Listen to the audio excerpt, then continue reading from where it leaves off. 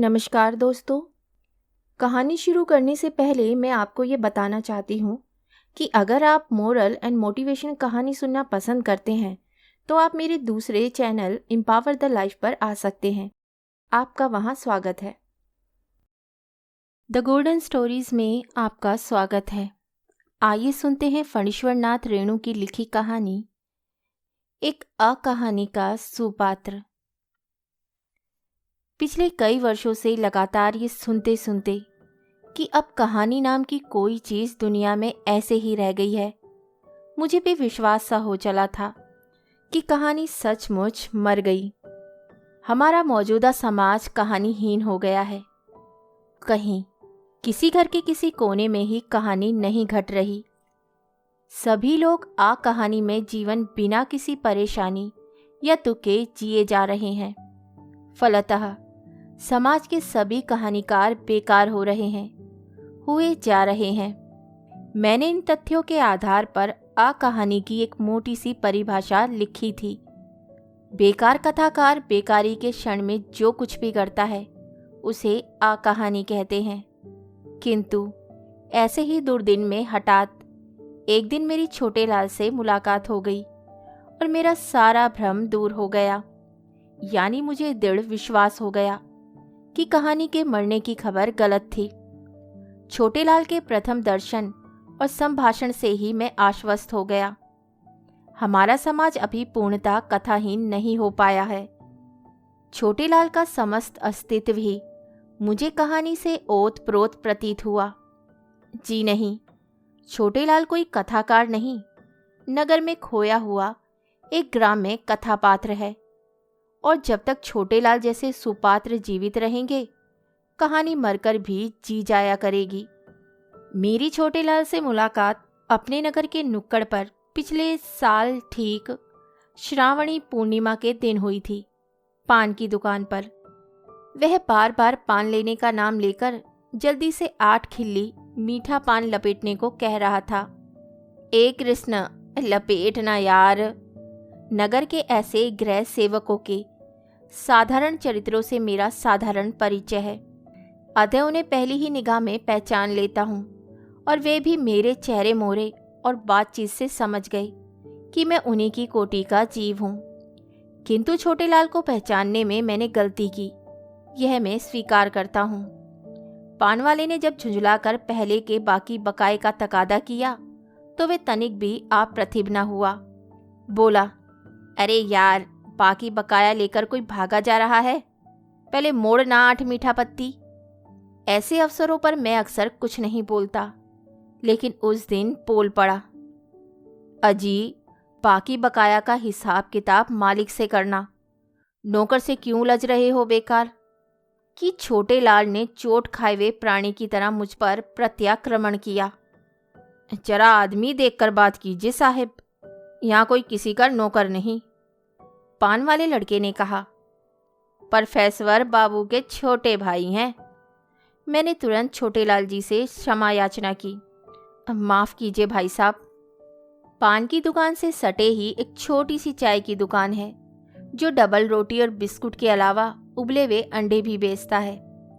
मैं अपने उन दोस्तों को जो मेरे कुत्ते से घबराते हैं अथवा जिनकी बोली सुनकर मेरा कुत्ता चिढ़कर भौंकने लगता है, अथवा जो तिमंजले की सीढ़ियों पर चढ़ने से लाचार होते हैं, या जिन्हें अपने फ्लैट में ले चलने में मैं लाचार होता हूँ, इसी चाय की दुकान पर लाकर चाय, पान, सिगरेट आदि से सत्कार करता हुआ उनका अबोध संभाषण सुनता रहता हूँ। छोटे लाल ने मुझे सिर से पैर तक तजबीज करते हुए पूछा, आप कौन हैं? मैंने अपना नाम बतलाया और यह भी कि मैं 3 नंबर रोड के एक वकील साहब का क्लर्क हूँ। छोटे लाल बोला, सीधे मोहरिल कहते लाज लगती है, इसीलिए क्लर्क। छोटे लाल मुझ पर आक्रमण करके प्रसन्न हुआ, फिर अपने वक्तव्य की व्याख्या करता हुआ बोला, शहर की हर बात पर ऊपरी सजावट। अब देखिए ना, यही सलोनी पूर्णिमा के दिन। सलोनी पूर्णिमा? मैंने असफुट शब्दों में जिज्ञासा प्रकट की। छोटे लाल ने मुझे महामूर्ख समझकर मुझ पर तरस खाने की मुद्रा बनाई। सलोनी पूर्णिमा नहीं समझते? आज ही है सलोनी पूर्णिमा। मैंने फिर अपनी गलती के लिए छोटेलाल जी से क्षमा याचना की। ओ, श्रावणी यानी सावनी? हाँ हाँ, सावनी पूर्णिमा। सावनी पूर्णिमा की रात तो सलोनी होगी ही। मुझे छोटेलाल ने अनजाने ही एक सुंदर पंक्ति दे दी। सावनी सलोनी पूर्णिमा की रात मुंह से निकल पड़ा। वाह भाई! छोटेलाल ने अपने अधूरे वक्तव्य का सूत्र पुनः पकड़ा। सो सलोनी पूर्णिमा के दिन देहात में बामन सब हाथ में रंग बिरंगी राखी की लच्छियां लेकर घर घर घूम घूम कर जजमानों को राखी बांधते हैं, जैन बंधु बलिराजा मंत्र पढ़कर। मगर शहर में राखी सब छोरी बांधती हैं, अपने भाइयों को नहीं, मुंह बोले भाइयों को। मैंने फिर अपनी अज्ञता प्रकट की। मुंह बोले भाई? छोटेलाल ने इस बार मुझको करुणा की दृष्टि से घूरते हुए मुझसे पूछा, भाई साहब, आप किस डिस्ट्रिक्ट के रहने वाले हैं जो मुंह बोला भाई का मतलब भी नहीं समझते? समझाने की आवश्यकता नहीं हुई, मैं स्वयं ही तत्काल समझ गया। छोटेलाल ने पान वाले को पान में भरपूर मीठा मसाला डालने की ताकीद करने के बाद फिर शुरू किया। भैया की भी 2 मुंह बोली बहन आई है राखी बांधने। पान वाले कृष्णा ने टोका, तो आपके भैया की मुंह बोली बहन आपकी भी मुंह बोली बहन लगेगी। छोटेलाल का चेहरा तमतमा उठा। यार कृष्ण, तुम भी एकदम बेबात की बात। भैया की मुंह बोली बहनों से हमारा क्या रिश्ता? न 3 में न 13 में। तिस पर शहर की लिपस्टिक लड़कियां जी। भाई साहब, आपका चेहरा देखकर मैं बूझ गया कि आप फिर मतलब पूछना चाहते हैं। लिपस्टिक लड़की का मतलब आपको फिर कभी समझा देंगे। अरे यार कृष्णा, लपेटना देखते नहीं कि एक ही घंटे में 4 बार चाह बिस्कुट और टॉफी लेमन जूस लेने के लिए इस चौबटिया पर आ चुका हूँ। अब यही देखिए ना, यह है लेमन जूस। देहात में ये बच्चों को फुसलाने वाली मिठाई है और यहाँ ये लड़कियों की, खासकर स्कूल कॉलेज की लड़कियों की। कहते हो जल्दी क्या है? अभी दोनों को पहुँचाने के लिए जाना होगा। एक रहती है इरघाट तो दूसरी मीरघाट। भोजी सुबह को ही अपने मुंह बोले भाइयों को राखी बांधने गई है, सो अभी तक लौटी नहीं। अगर कहीं बरखा बुन्नी के मारे अटक गई तो उनको भी ढूंढ कर लाने के लिए छोटेलाल को ही जाना होगा। और शहर में लड़कियों को पहुंचाने के लिए कहीं जाना कितना मुश्किल काम है। अरे भैया, पीछे पीछे साइकिल पर रिक्शा के साथ जाना होगा। पीछे साइकिल पर रिक्शा के साथ जाना खेल नहीं। एक दिन किसी लड़की को कहीं पहुंचा कर देखो ना। यहाँ के सभी छुरेबाज छोकरों को पहचान गया हूँ, लेकिन जो कहो रास्ता चलते वे जब लड़कियों पर ऐसे ऐसे शब्द बेदी बांध छोड़ते हैं कि कभी कभी तो हमको भी हंसी आ जाती है। बरखा बुन्नी शब्द को सुनकर हम हर्षित हुआ। शायद आकाश में मंडराने वाले काले काले बादल भी प्रसन्न हुए। नन्ही नन्ही बूंदें पड़ने लगी। हम सभी चाय वाले के छज्जे के नीचे बेंचों पर जा बैठे। छोटेलाल ने ऑर्डर दिया, अरे तो बनाओ यार एक स्पेशल चाय। छोटेलाल ने शहर के दूध और दूध वाले से लेकर गायों तक की निंदा कर लेने के बाद अपने गांव के दूध पर पड़ने वाली मलाई की तुलना भागलपुरी रेशम की रजाई से की। तब चाय वाले से नहीं रहा गया। शायद वे कुड़कर बोला, तो वैसी मोटी मलाई छोड़कर या शहर का घासी घी खाने क्यों आए? देहात में ही रहते। लगा छोटेलाल के पास चाय वाले का उधार बाकी कुछ ज़्यादा ही था पान वाले से। लेकिन छोटेलाल तनिक भी छोटा नहीं हुआ। तमक कर बोला, आया हूँ क्या अपने मन से? 3 साल पहले एक बार गांव से भाग कर आया तो 2-3 दिन भी नहीं रहने दिया भैया भोजी ने। अब जब छोटेलाल की ज़रूरत हुई तो 5 दिन तक खुशामद करके गांव से बुला लाए हैं। इस सिलसिले में छोटेलाल ने विस्तार पूर्वक अपने प्रोफेसर भैया के शहर की एक लिपस्टिक लड़की से लटपटा जाने से लेकर रजिस्ट्री शादी तक के किस्से सुना दिए उदारता पूर्वक। अंत में क्लाइमैक्स पर आकर गर्व से बोला, और जब से ये बंदा यानी छोटे लाल आया है, तब से दोनों प्राणी सुख चैन से सोते हैं। भैया की गैर हाजिरी में अब कोई मस्तान हमारी गली वाली खिड़की के आसपास कोई दिलफेक फिल्मी गाना गाकर देख ले जरा।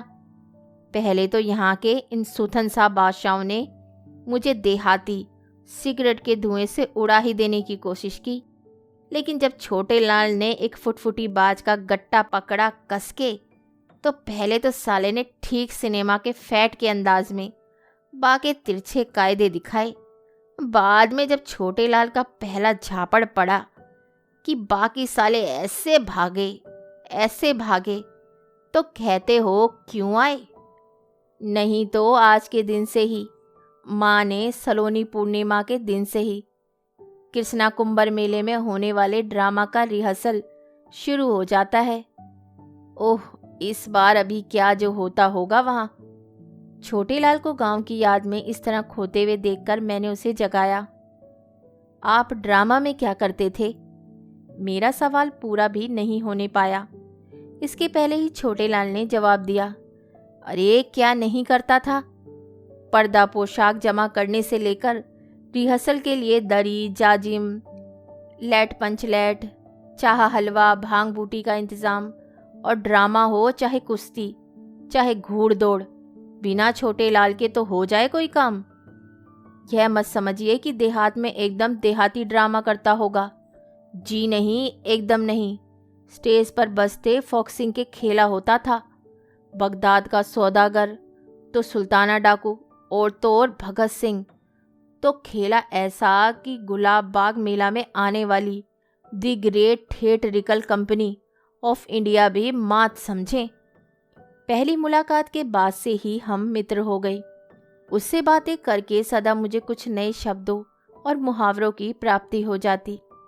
कभी कभी एक ही साथ कई कहानियाँ, सच्ची कहानी, बनती हुई कहानी, बिगड़ती हुई कहानी, धारावाहिक कहानी।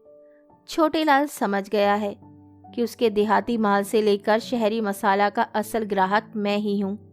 कभी चाय, कभी बिस्कुट अथवा उबला हुआ अंडा पाकर वे चटपटी प्रेम कहानियाँ सुनाने लगता। अरे भैया, देहात में जिसको लाट साट या लटपटा जाना कहते हैं, उसको ही शहर में लब या प्रेम कहते हैं। हमारी धैया है ना, उसके जिम में एक से एक मोहब्बत मार का किस्सा है। इस नगर के 5 रोड के 50 फैमिली के नौकर और दाई और जमादार जमादारनी से मेरा हेल मेल है। सो रोज 3-4 प्रेम पिहानी। वे छोट की गाड़ी में चंडोल सफाचट।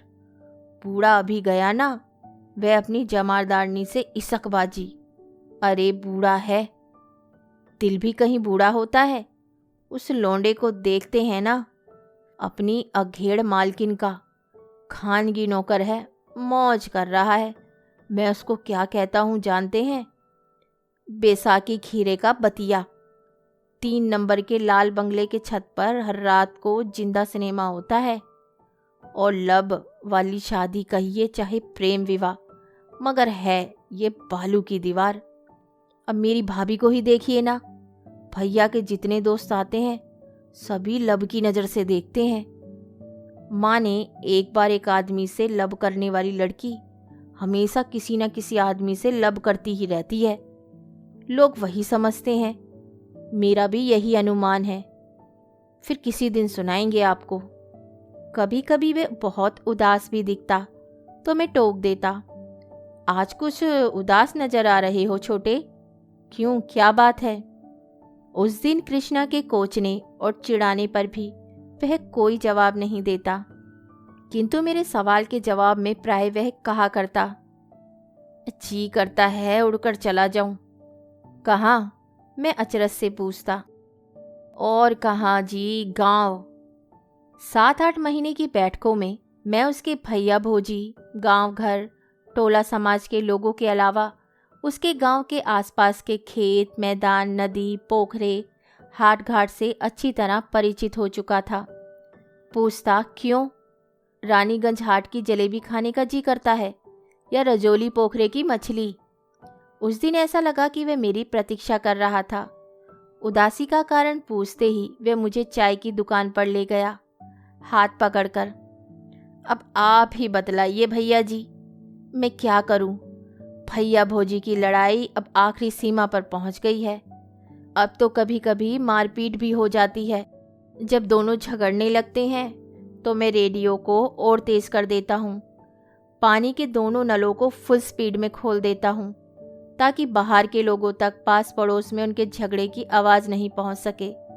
मगर अब लगता है बात फैल जाएगी। अब मैं क्या करूँ, किसका साथ दूँ? भौजी को संदेह समा गया है कि भैया किसी मुंह बोली बहन के साथ लब में लटपटा गए हैं और भैया कहते हैं शहर की लड़की से शादी करके उनकी शांति समाप्त हो गई। अब मैं अगर भैया का पक्ष लेता हूँ तो भौजी, और भौजी की तरफ से बोलूँ तो भैया, दोनों ओर से जाता हूँ। दोनों मुझसे नाराज। अजीब सांसत में मेरी जान फंसी है। बताइए ना क्या करूँ? आज छोटे बहुत प्रसन्न है। उसने भैया के गृह कलेश को शांत कर दिया। मैंने भैया से एकांत में कहा, भाभी की गैर हाजिरी में अब अगर किसी मुंह बोली लड़की को घर में लाइएगा तो मैं भाभी को बता दूंगा। और भाभी को धमकी दी, मैं के जाने का बहाना बनाकर आप इस मोहल्ले की मौसी और उस मोहल्ले की मामी के घर जाना बंद करिए, नहीं तो बिलट रिक्शा वालों को गवाही में लाकर खड़ा कर दूंगा कि कहाँ कहाँ जाती हैं आप और किस किस से मिलती हैं। अंत में सबसे बड़ी खुशखबरी देते हुए वह तनिक लजाया, फिर मुस्कुराया। अब आप ही बतलाइए ना, मैं क्या करूं? भाभी के एक मौसी है, उससे 6 लड़कियां, लेकिन चौथी लड़की ठीक भाभी की तरह है देखने में। भाभी उसको खूब मानती है। कभी कभी वह आकर 2-3 दिन रह भी जाती है। सो अब क्या बतावें। अपने जानते तो मैं बड़ा होशियारी से रहता हूँ इस शहर में, मगर वे लड़की पता नहीं कैसे और कब से मुझसे लब करने लगी कि मुझसे पहले भाभी को पता चल गया। अब भाभी कहती है कि छोटे, अब क्या बताऊं कि भाभी क्या कहती है। एकदम सीधे शादी करने को कहती है। अब आप ही बतलाइए ना, मैं क्या करूं? अगर लब नहीं करने लगी होती तो मैं साफ साफ कह देता कि शहर की लिपस्टिक लड़कियां मुझे पसंद नहीं। लेकिन अब ऐसा कहने से उसका दिल टूट जाएगा ना, है कि नहीं? कहानी सुनने के लिए धन्यवाद। तो इसी के साथ मैं आपसे विदा लेती हूँ और कल फिर मिलती हूँ एक नई कहानी के साथ। तब तक के लिए अलविदा।